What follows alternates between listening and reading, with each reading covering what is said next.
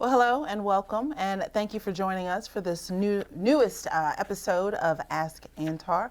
I am joined, of course, by the other star of the show. Marilyn Moore, thank you for being here with us. Thank you. Thank you for having me, and I look forward to our discussion. Okay. So, as always, how this show works is we receive questions from viewers, and I just bring the questions, print them up. The mayor never has a chance to see them beforehand, and we just ask, and you just have a chance to candidly answer these questions. And this group of questions, and it's a shorter list because these are the ones that were just basically submitted in the last month or so. Okay. It's a shorter list, but some of them are really in-depth questions. Okay. Okay? Okay. I'll try my best. All right. So the first one that I'm going to ask comes from Dre, because we have the name. I thought this was a pretty interesting one. It says, I want to ask, how is his well-being? Because people talk about the job that you do, but the job is not a cakewalk. Dealing with the likes of Kenneth Stokes, who's been in office 1,000 years, and act like some of these problems are Antar's fault, and just to be loud and wrong and cause division. So how is he holding up, and how is he continuing to bless his family? Wow. Well, first and foremost, let me say that I truly appreciate that question.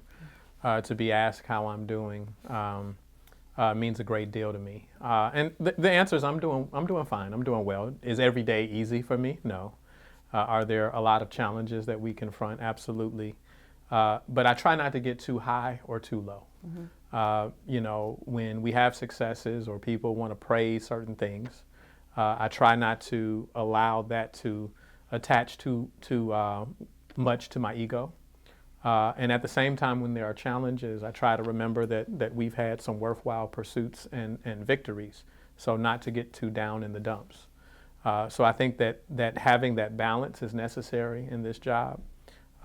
In terms of my family, I'm blessed that each day I get to go and spend time with them. When I walk in the door, my daughters aren't concerned about what happened at the city council meeting, whether there's an illegal dump site or any of those things. They just want daddy's time. And so that is, a blessing that I'm grateful that the Lord bestowed upon me. Even as my father died, 2 weeks later, we had the birth of our first child. So it's affirmation that the Creator still loves me, still keeps us in mind. I'm always amazed at the brilliance of my wife.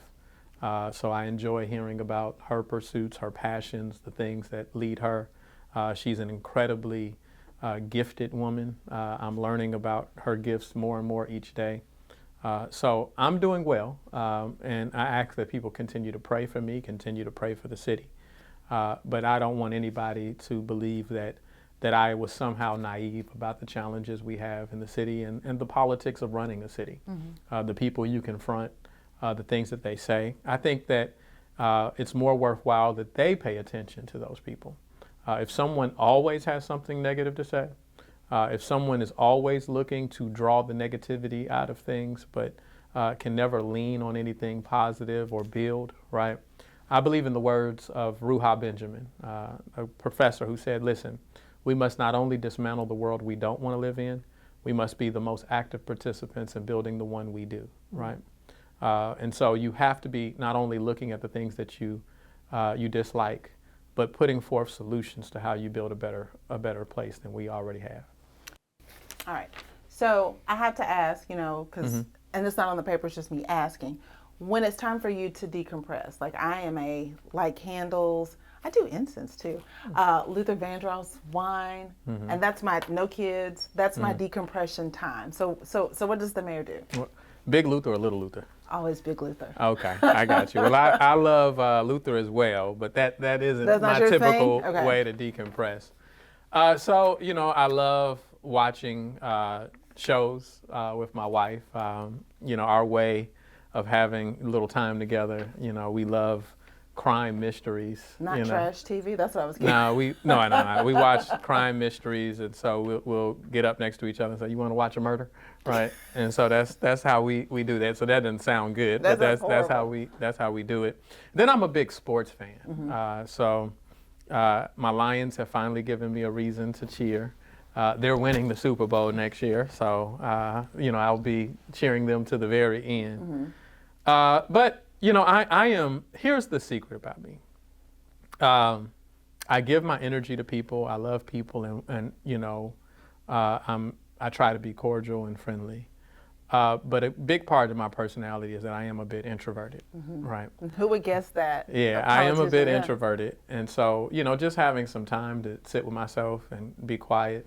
I'll tell you what I've been doing lately that is very rare for me is that I've been playing NCAA college football on PlayStation. So I've been enjoying that. I used to play it back when I was in college with my friends. And so the fact that it's come back out again, I'm excited about it. I have 4 young men who are waiting to challenge you. Yeah, they can get that issue. They can get that issue. I'm waiting to beat your sons too. So hey, I'm ready. I'm ready for it. I'm ready for it. They can let the smooth taste fool them, right? It's so cool. We're gonna play the mayor. I was like, whatever. All right. So here's the city question. This is from C.L. Smith. When will the city streets be restriped? That is a part of our paving crew. Certainly those projects that we have underway, which are on different schedules, a part of the completion of those projects is the striping, but that's one of the final stages. I'm not suggesting that we have a mass restriping of all of the city. I don't know that we have the means to do that. But I will look to get him a schedule for the particular streets that he's interested in. If he writes us back, and I will inquire out of our Public Works Department. Okay. We have like 2 minutes left in this section, so I want to ask you.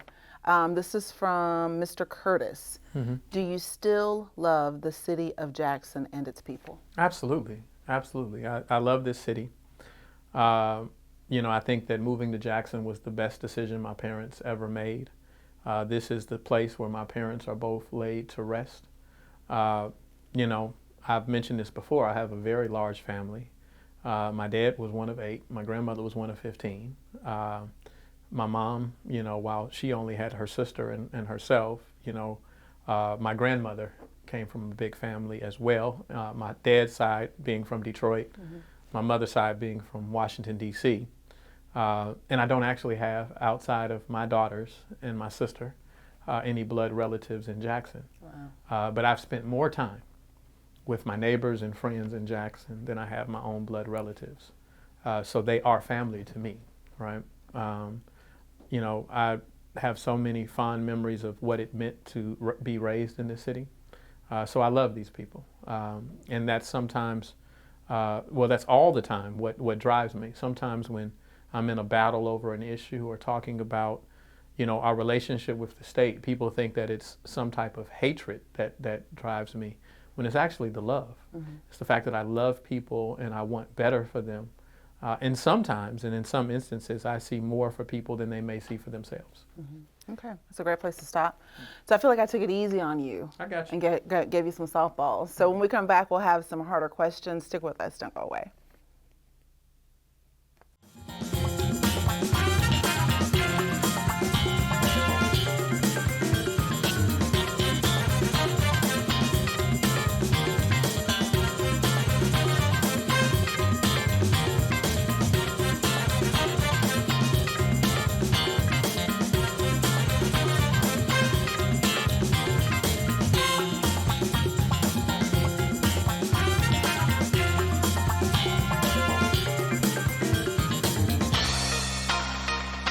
Welcome back.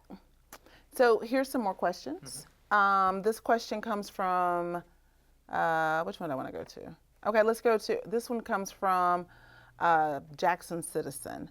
Why do 911 operators not do their job, or is that just where the officer passes his buck?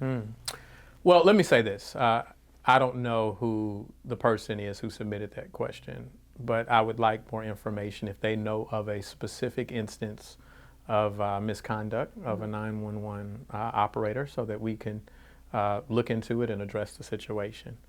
I will say in most instances where people complain is if their call was not answered. And 911 operators, the way that the system works, they don't simply decide, hey, I want to pick up the phone, I don't want to pick up the phone. The calls are automatically dumped into their ear. based on who is the next available operator. So if someone hasn't answered your call, then it's because they are being inundated and they've received so many calls that it's continuing to ring. And it's supposed to have backups where it goes to the county if the city can't answer. And so that is how the system should operate. And so we've had challenges where we've talked about this, but we've made significant progress. It's not as heavily discussed of an issue as it was at one point in time. Right. Not alleging or purporting that it's perfect or Right. that there aren't instances of issues, but we have noted great success from where we were. And people should know how many calls come through Jackson. Tens of thousands of calls come through Jackson on a routine basis. And so, many of those calls, some of which are not emergency in nature, Right. some of which require them to be on the call longer in order to dispatch the people. I also want people to know that, the residents to know that our 911 center is not only dispatching at this current time to JPD officers, they're also dispatching to the Capitol Police. The Capitol Police do not, they're not taking the calls themselves. And so that's a difference in the work of Capitol and the work of JPD, who, operates on taking calls from a 911 center. Part of this process is supposed to have been that the Capitol Police would have their own 911 center. It is my understanding that they're working on that, but I don't know that that will be up and running within the near future. Right. And so right now it is JPD and the 911 dispatch center of JPD that's not only dispatching to the Jackson Police Department, but the Capitol Police as well. Which goes into Adam's question, who says, does Capitol Police outrank JPD? Is JPD only here to back up Capitol Police? No, that is not the case.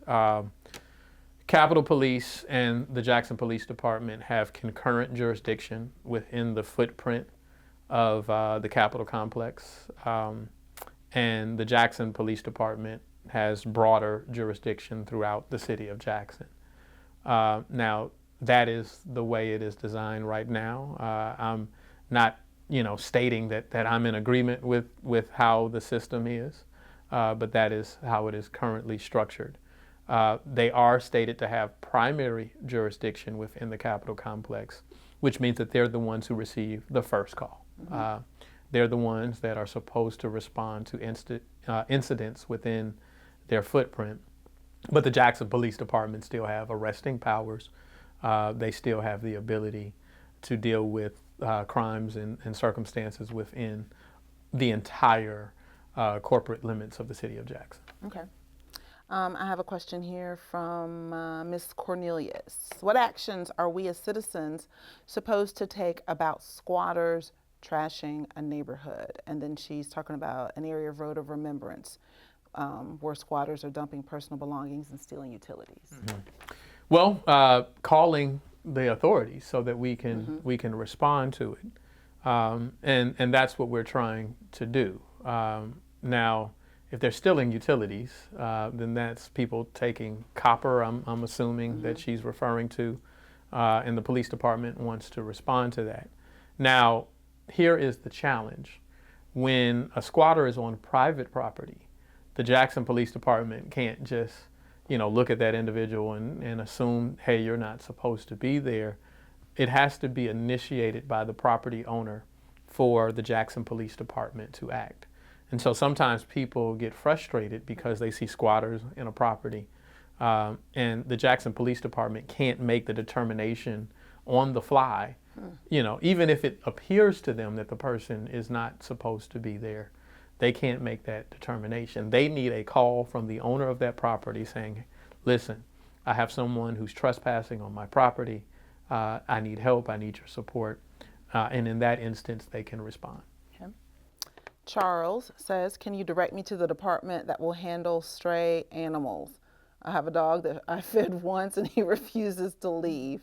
And I'm not in a position to take care of that animal. And I would like to thank you for the most humane option. Yeah, well, Charles, You gained a friend when you fed the dog, but I appreciate your love and compassion for that dog.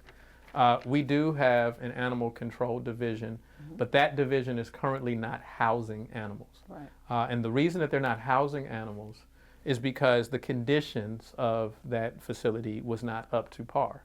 And instead of being a city that, does not respect the sanctity of how we care for animals, we have instead, while we are waiting on those repairs to be completed, we are working with local shelters and other alternatives. So they are still working, they are still picking up animals, but they have to do it in conjunction with some of the surrounding shelters. I want people to know that once we're up and running again, there is a difference between an animal shelter and an animal control division. A shelter houses animals. A shelter, focuses on finding new families for those animals that are in their care. An animal control unit is one that deals with potentially, dangerous animals and controlling the population of animals. So there's only a certain period of time that they will house any animals, and then unfortunately, the alternative is that they are euthanized, right? And so we're trying to make certain that the doors on the facility are correct, that the ventilation is suitable at the facility, but there are still animals that they pick up, and there are animals that are still euthanized. And I think that if someone wants to submit questions about someone that particular animal, then I can talk with Chief Wade about the appropriate response of that. I would imagine that if Charles has fed this animal, he's not looking for him to be euthanized. Right. He's looking for him to be cared for in a loving home, and that's why it would be helpful if we can find an animal shelter that can assist in that process. Okay. I feel like this is a great place to take another quick break, so stick with us, and we'll be right back in just a few moments.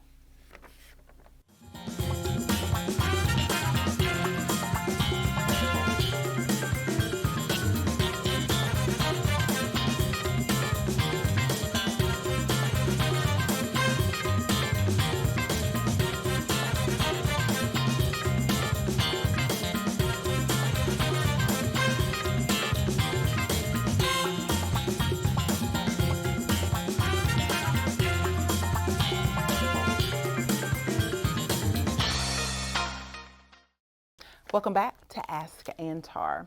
Okay, so here's another question from Dre. My question is about homelessness and what can be done about it. People sleeping under bridges and at bus stops, standing in the road, asking for money, about to be hit. First question, how do you feel when you see it? And then secondly, what can be done about it?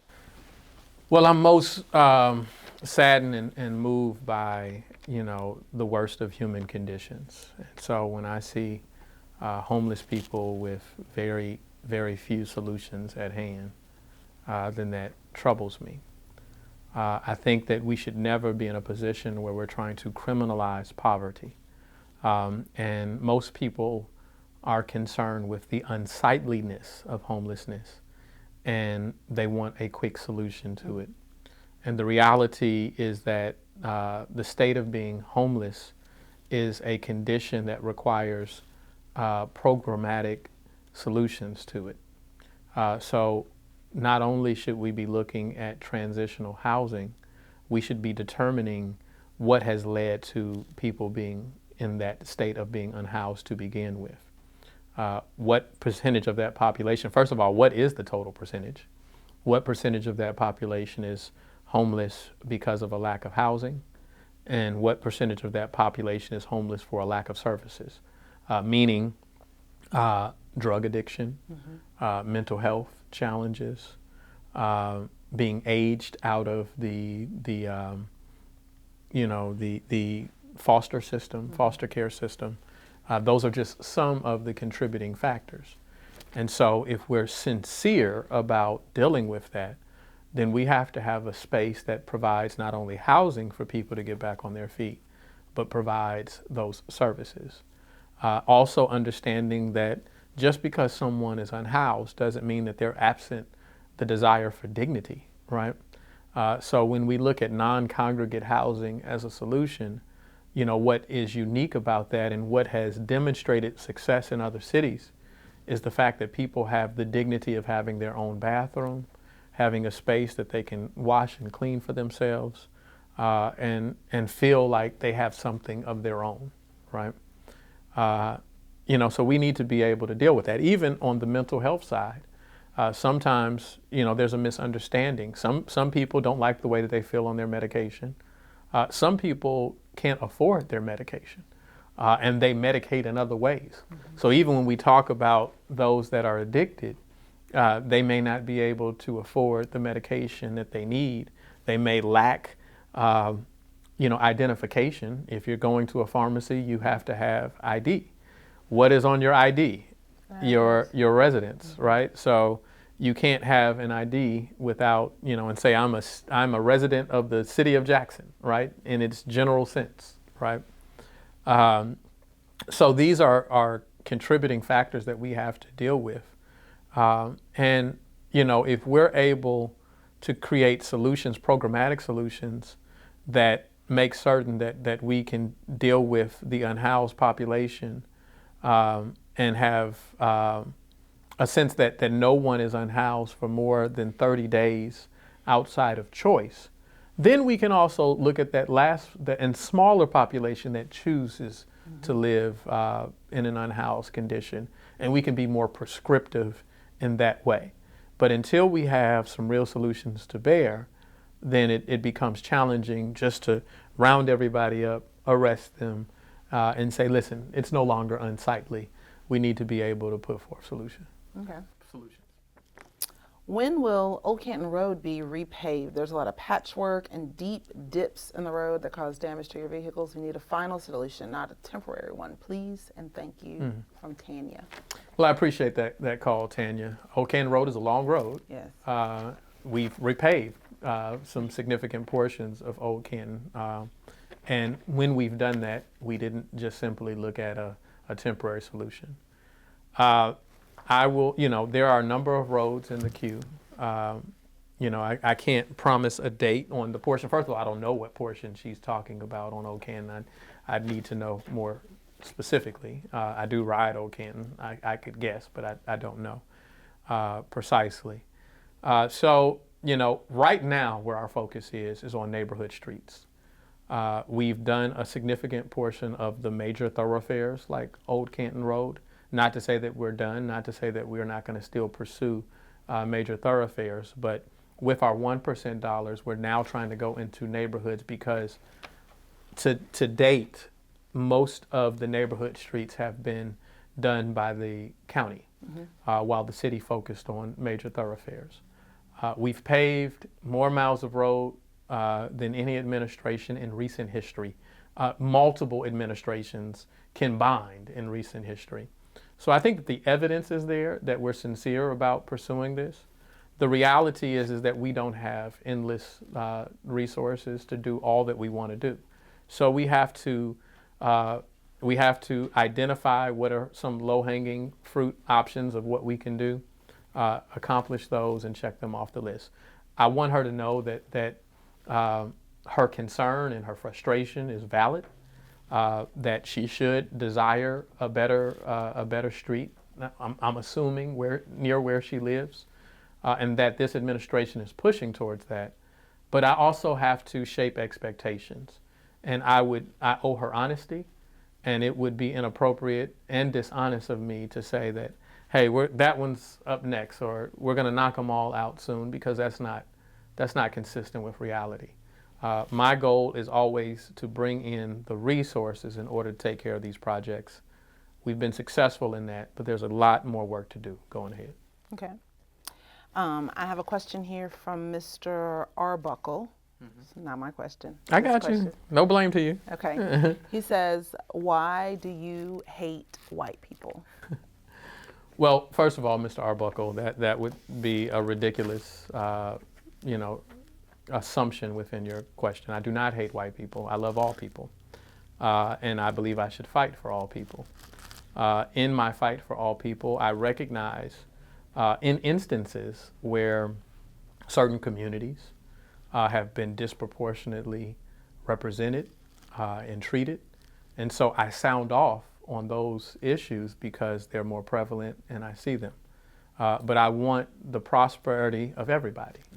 I want to see everybody live in peace and harmony. We struggle for the right to live struggle-free lives, right? That is the purpose of our struggle.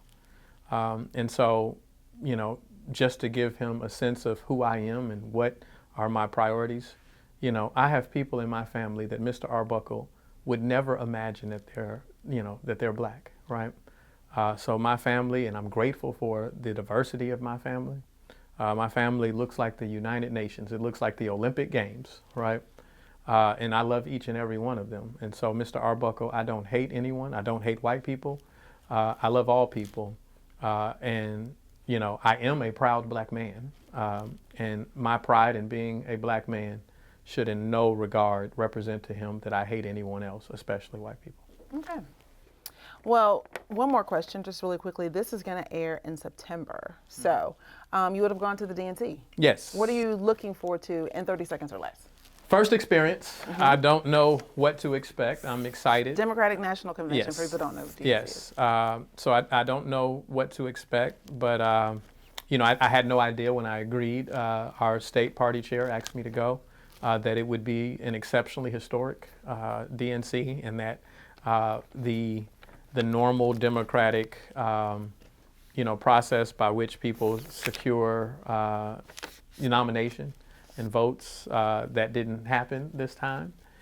So I'm very interested to see how that goes about, but I'm also interested in making relationships that benefit Jackson. When we were fighting for the money for our water system, that came on the heels of relationships that have been built over time. And so this isn't just a partisan pursuit for me. This is a pursuit of building relationships that ultimately benefit Jackson. You'll have you'll have senators and congresspeople there. You'll have people who are secretaries of different divisions. And so it's important that we maintain those relationships so that we not only pressure those that we feel are in opposition or we may have a different viewpoint from, but we pressure our friends. It's important that you pressure your friends and say, listen, I need you to understand what's going on in the city of Jackson, and we need your support. And so that's why I'm going. Awesome. Well, we are all out of time. I want to remind everybody, if you are interested in sending in your questions, clearly we read them. Just send them you can go to our to the website, what is it? www.jacksonms.gov. You can click on the Ask Antar link, and then you can submit your questions there. You can also submit them via social media on our Facebook page. The website is the easiest way because I can get them like this. Anything else you want to say before we go? Just thank you for the questions. I really like when people put their names there because I like just the effect of being able to respond to them as individuals. So, if there's a question that, you're talking about an incident that happened with police and you need the benefit of, being anonymous, then we understand that. Yeah. But we want you to know that it was your question that we're answering. Yeah. Thank you, and we'll see you next time.